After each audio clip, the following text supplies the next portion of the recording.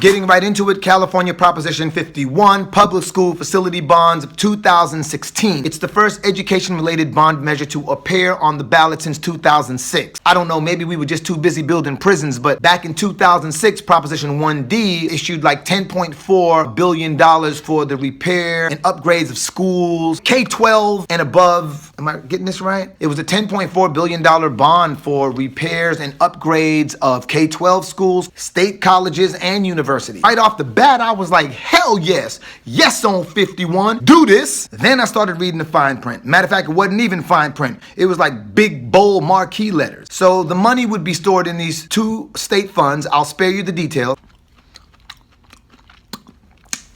Here's the breakdown that I have. $3 billion for the construction of new schools. $2 billion for acquiring, constructing, renovating, and equipping community college facilities. And another $3 billion for the modernization of school facilities. So I wanted to know, does this modernization pertain to technology, or does it pertain to architecture, or does it pertain to both? Let me read into this bill, because I'm telling you, these things be so many pages of just fluff and rhetoric and loopholes. It's daunting. So I looked up the proposition. In modernization, the clause is actually stated as the renovation of buildings that are 25 years or older. It has nothing to do with putting computers in our school. It has nothing to do with incorporating curriculum that teaches the kids more about technology, such as code writing and building apps. Modernization, defined by the terms of this particular proposition, has nothing to do with technology. So the $5 billion that I said would go to construction companies due to Proposition 51 in California now escalates to $8 billion. Follow me, follow me, follow me.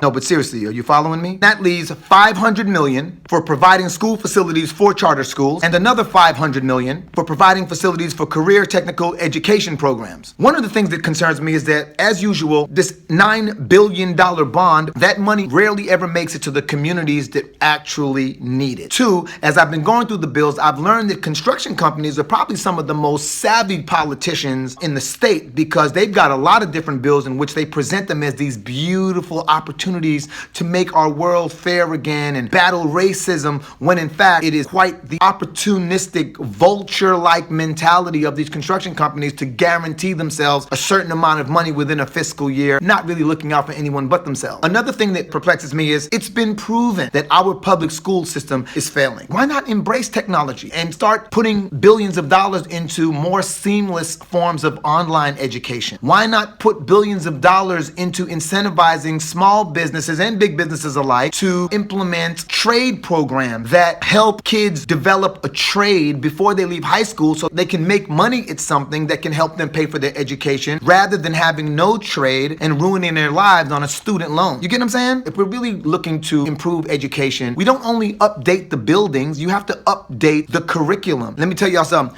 These construction companies are slick. When you really research it, you find out that the main supporters lobbying for the bill are in fact the construction companies themselves. The flip side is that if kids are going to be going to these schools anyway, I do want the schools to be earthquake proof. I want the kids to be in a sound structure. But it seems to me that as time progresses, construction companies are actually using cheaper supplies. Bottom line is, the bill was written by construction companies to support construction companies. And so it's not really done to the best interest of our children, and it's not really doing much for our educational system, which is most important. Do we want to renovate the schools in California? Me? No. What I want to renovate is the overall educational system and its curriculum. I'm voting no on Proposition 51 in California. This is my personal opinion. It is not necessarily a fact. And that's another thing. We've got to be able to discern between an opinion and a fact. Comprender.